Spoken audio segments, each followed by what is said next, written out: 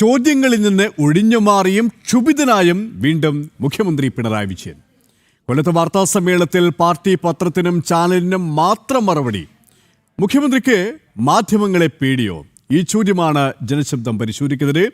BJP സംസ്ഥാന വക്താവ് advocate S. ജയസൂര്യനാണ് അതിഥിയായി ചേരുന്നത്. പ്രേക്ഷകർക്കും വിലയേറിയ അഭിപ്രായങ്ങൾ രേഖപ്പെടുത്താം. അതിനു മുമ്പ് ആദ്യം മുഖ്യമന്ത്രിയുടെ പ്രതികരണത്തിലേക്ക്. അപ്പോൾ നമുക്ക് ഇവിടെ നിർത്താം. ഇവിടെ അല്ല, ഇനി പറ്റില്ല. ഇനി നാളെ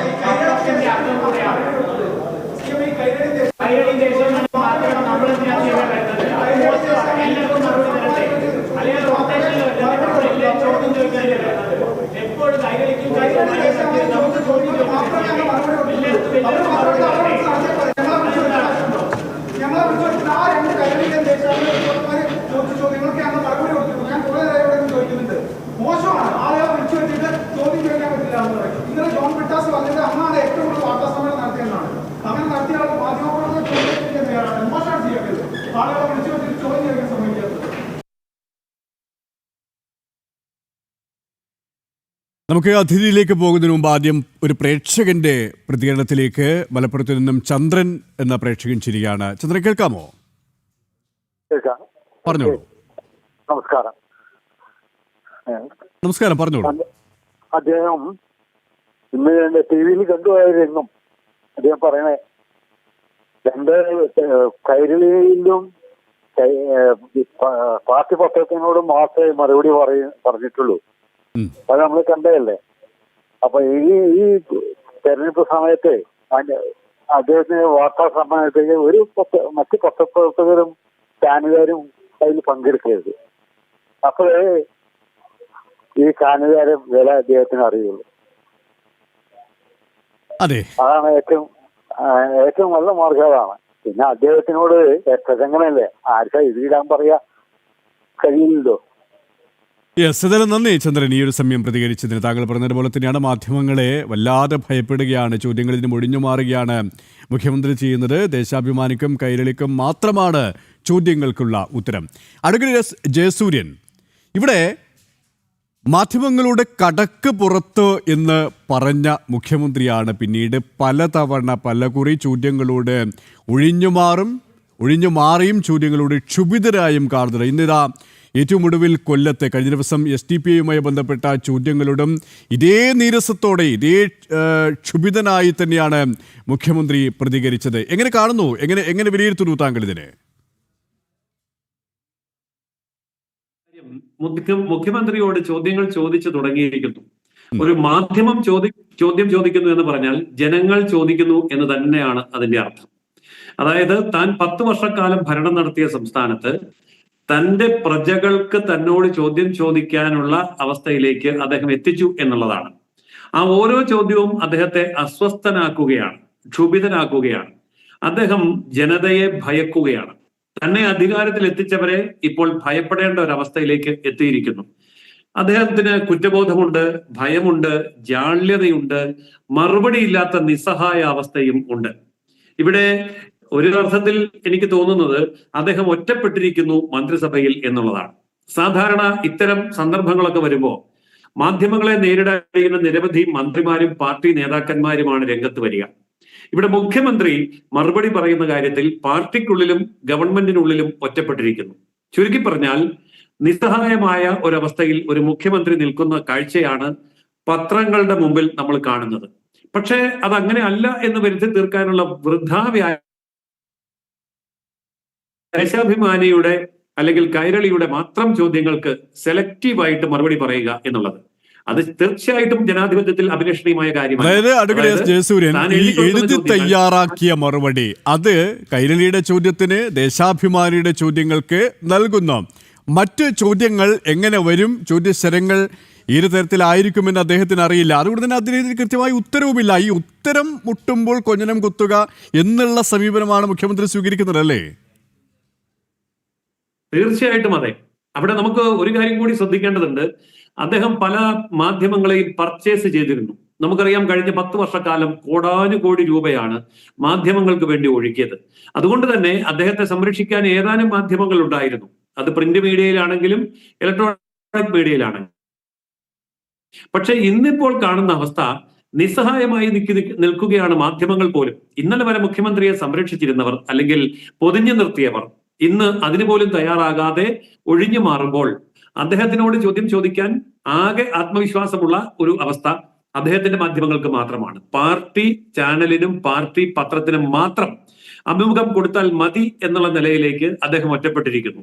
ജനങ്ങളിൽ നിന്ന് ഒറ്റപ്പെട്ടു. ജയസൂര്യൻ, ഇവിടെ മറ്റൊരു ശ്രദ്ധേയമായ കാര്യം നമ്മൾ പരിശോധിക്കേണ്ടിയിരിക്കുന്നു. കാരണം ഈ താങ്കൾ പറഞ്ഞതുപോലെ തന്നെ കഴിഞ്ഞ പല വാർത്താ സമ്മേളനം, കഴിഞ്ഞ 10 വർഷവും അതിനു മുമ്പുള്ള വാർത്താ സമ്മേളനങ്ങൾ നോക്കിക്കഴിഞ്ഞാൽ നമുക്കറിയാം, മുഖ്യമന്ത്രി ആയിരിക്കുമ്പോഴും CPM സംസ്ഥാന സെക്രട്ടറി ആയിരിക്കുമ്പോഴൊക്കെയും അദ്ദേഹത്തോട് ചോദ്യങ്ങൾ ചോദിക്കാൻ മാധ്യമപ്രവർത്തകർക്ക് വല്ലാതെ ഭയമായിരുന്നു. കാരണം അദ്ദേഹത്തിൻ്റെ ഉത്തരം എന്തായിരിക്കും, അദ്ദേഹം ക്ഷുഭിതനാകുമോ എന്നുള്ള ആ ഒരു ഭയമൊക്കെ ഉണ്ടായിരുന്നു. പക്ഷേ ഇന്നിതാ പരസ്യമായി മാധ്യമപ്രവർത്തകർ അദ്ദേഹത്തോട് പറയുകയാണ്, നിങ്ങൾ എന്തിനാണ് പിന്നെ ഞങ്ങളെ വിളിക്കുന്നതെന്ന്. അത്തരത്തിലുള്ള ഒരു സ്ഥൈര്യത്തിലേക്ക് മാധ്യമങ്ങളും ചില മാധ്യമപ്രവർത്തകരും എത്തിക്കഴിഞ്ഞു അല്ലേ?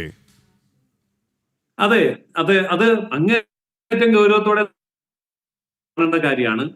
അതായത് ക്ഷമ നശിച്ചു എന്നുള്ളതാണ് മാധ്യമധർമ്മത്തിന്റെ ഒരു മര്യാദ എന്നൊക്കെ ഉള്ളത്. ഒരു നിമിഷം താങ്കളെ ഇപ്പോൾ തിരുവനന്തപുരത്ത് നിന്നും ഹരികുമാർ എന്നുള്ള പ്രേക്ഷകൻ ശരിയാണ്. ഹരികുമാർ, പറഞ്ഞോളൂ. നമുക്ക് ഈ പിണറായി വിജയന് പേടിയാണ് എന്നുള്ള രീതിയിൽ നമ്മൾ പറയുന്നുണ്ട്. പക്ഷെ പേടിയേക്കാൾ ഉപരി എനിക്ക് തോന്നുന്നത് ഒരു കമ്മ്യൂണിസ്റ്റുകാരന്റെ ധാർഷ്ട്യമാണെന്നുള്ളതാണ്.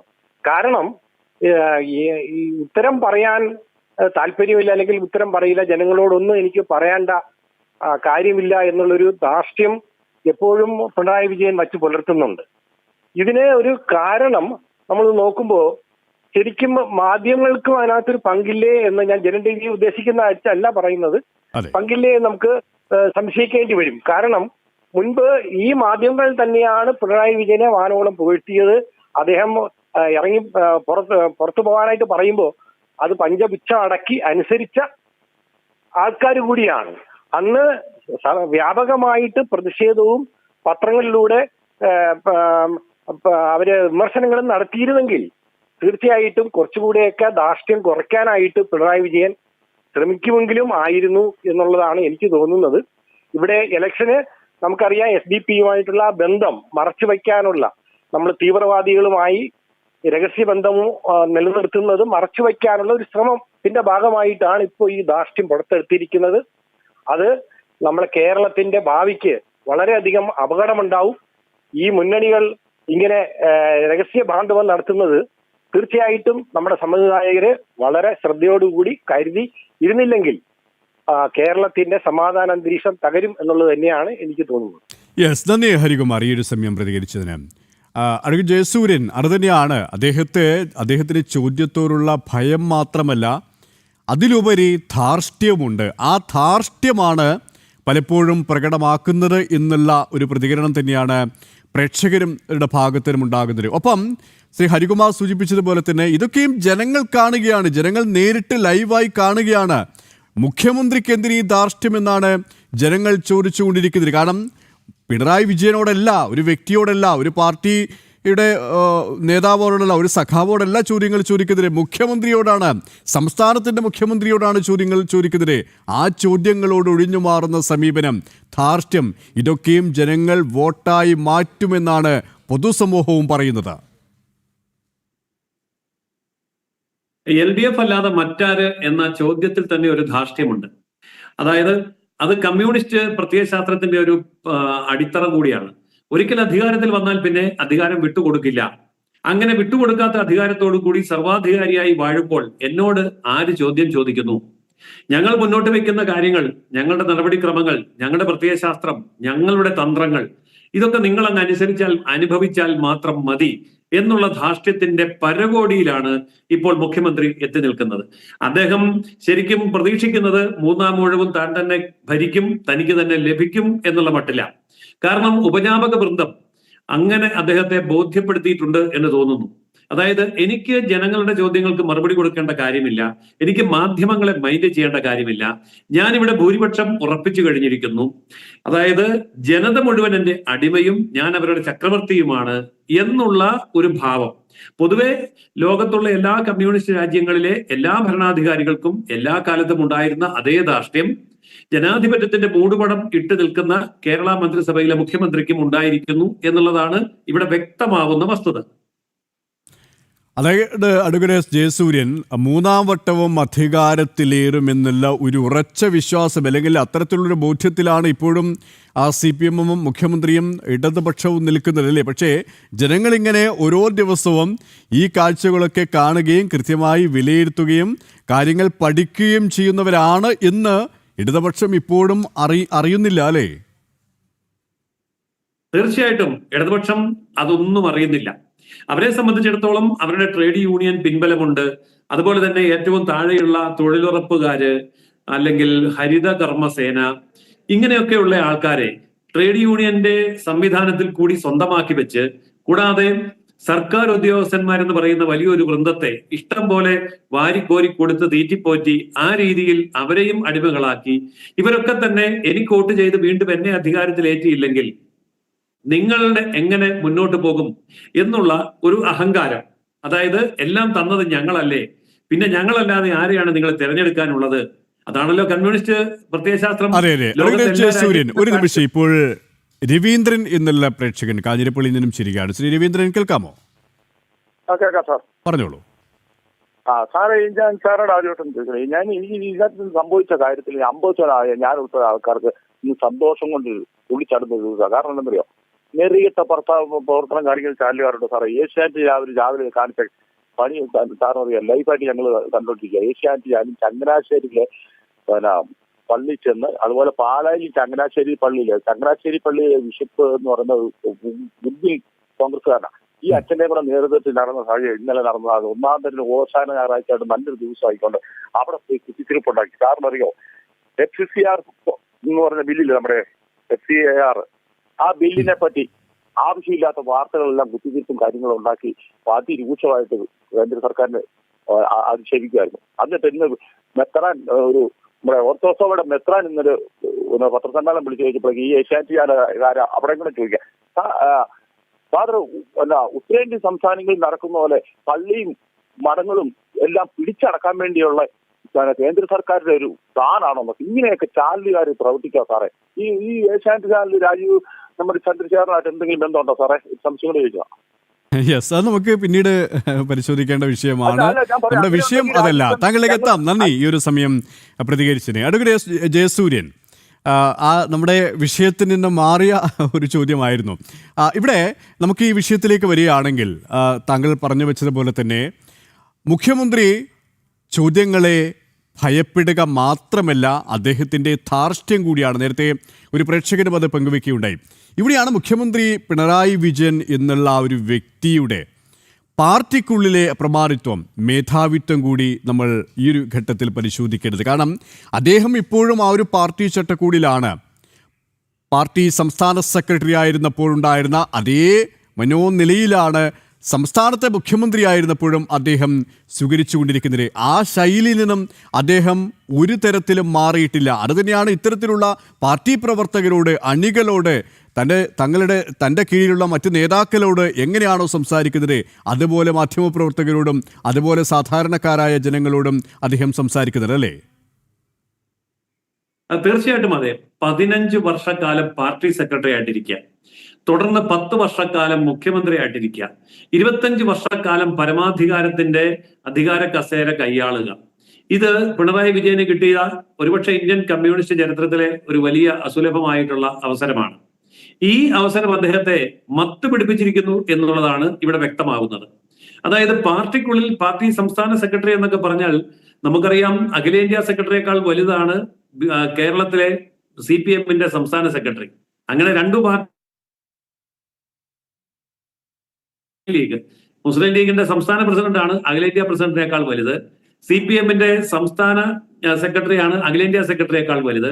അപ്പോൾ 150 കോടി ജനങ്ങളുള്ള ഇന്ത്യ മഹാരാജ്യത്തെ ഒരു ദേശീയ പാർട്ടി അംഗീകാരം ഇപ്പോഴും അറ്റപ്പറ്റയൊക്കെ പിടിച്ചു നിർത്തിയിരിക്കുന്ന CPM എങ്കിൽ പോലും താൻ ആ ദേശീയ പാർട്ടിയുടെ ദേശീയ സെക്രട്ടറിയേക്കാൾ വലിയ സംസ്ഥാന സെക്രട്ടറിയാണ് എന്ന ഭാവത്തിൽ 15 വർഷക്കാലം ഭരിക്കുകയും തുടർന്ന് 10 വർഷക്കാലം മുഖ്യമന്ത്രിയാവുകയും ചെയ്തപ്പോൾ 1/4 നൂറ്റാണ്ട് കാലത്തെ ആരും ചോദ്യം ചെയ്യാത്ത അധികാര കസേരയുടെ ആ ഒരു ധാർഷ്ട്യം അത് അദ്ദേഹത്തിന്റെ സ്വഭാവത്തിന്റെ അടിസ്ഥാന ഭാവമായി മാറിക്കഴിഞ്ഞു.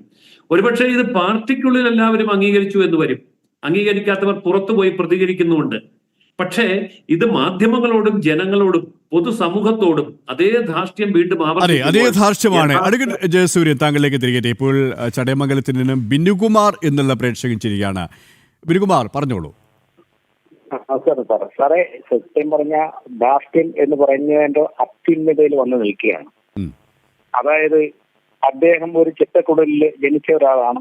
അദ്ദേഹത്തിന്റെ അച്ഛനും ഒരു കൂലിപ്പണിക്കാരനായിരുന്നു, ചെത്തുകാരനായിരുന്നു. അതെല്ലാം ശരിക്കും പറഞ്ഞു കഴിഞ്ഞാൽ ഒരു പദവിയിലെത്തുമ്പോൾ നമുക്ക് അഭിമാനിക്കാം. നമ്മൾ ചിന്തിക്കേണ്ട ഒരു കാര്യം എന്ന് പറഞ്ഞാൽ നമ്മുടെ അഭിമാന ഘടകമായിരുന്ന നമ്മുടെ APJ അബ്ദുൽ കലാം എന്ന ശാസ്ത്രജ്ഞൻ, കൂടാതെ അദ്ദേഹം നമ്മുടെ രാഷ്ട്രപതിയായിരുന്നു. അദ്ദേഹത്തിന്റെ ജീവചരിത്രം ഞാൻ വായിച്ചിട്ടുണ്ട്.